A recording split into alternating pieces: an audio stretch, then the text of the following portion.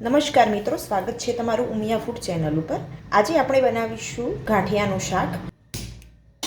Gas ચાલુ કરી અંદર થોડું આગળ પડતું આપણે તેલ લઈશું। જ્યારે આપણા ઘરમાં લીલું શાકભાજી કે ના હોય ત્યારે આ ઓપ્શન એ બિલકુલ સરસ ઓપ્શન તરીકે બની રહે છે।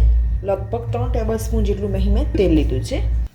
સોરી, હું કેમેરો ચાલુ કરવાનું ભૂલી ગઈ હતી। અહીં મેં હળદર, લાલ મરચું અને ધાણા જીરું પાવડર ઉમેર્યું છે।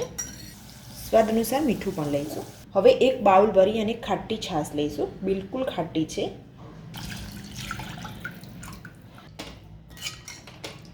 હવે આને ઉકળવા દઈશું।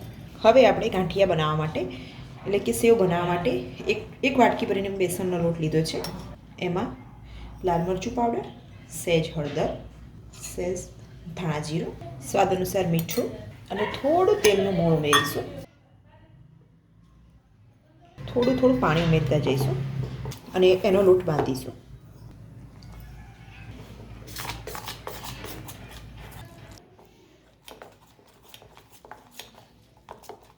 આ રીતે થોડો લૂઝ લોટ બાંધવાનો છે।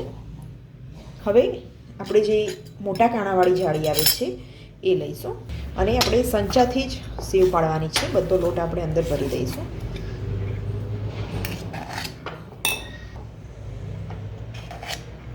તમે જોઈ શકો છો છાશનું જે આપણું મિશ્રણ હતું એ એકદમ ઉકળવા લાગ્યું છે। હવે આપણે સંચાથી અંદર સેવ પાડી દઈશું। આ રીતે ઉકળે પછી જ સેવ નાખીશું। જો સહેજ પણ ઉકળ્યા વગરનું પાણી હશે તો બધી જ સેવ ચોંટી જશે।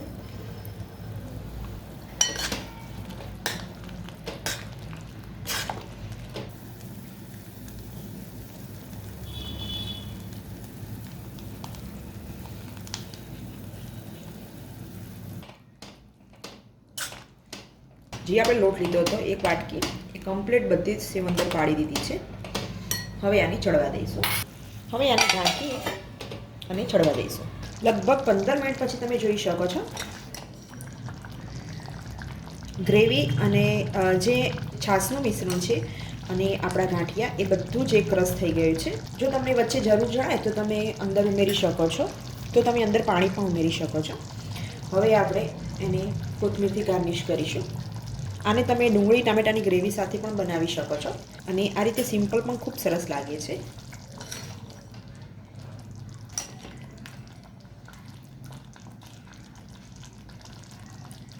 તૈયાર છે મિત્રો સરસ મજાનું એવું આપણું કાઠિયાવાડી ગાંઠિયાનું શાક એટલે કે સેવનું શાક।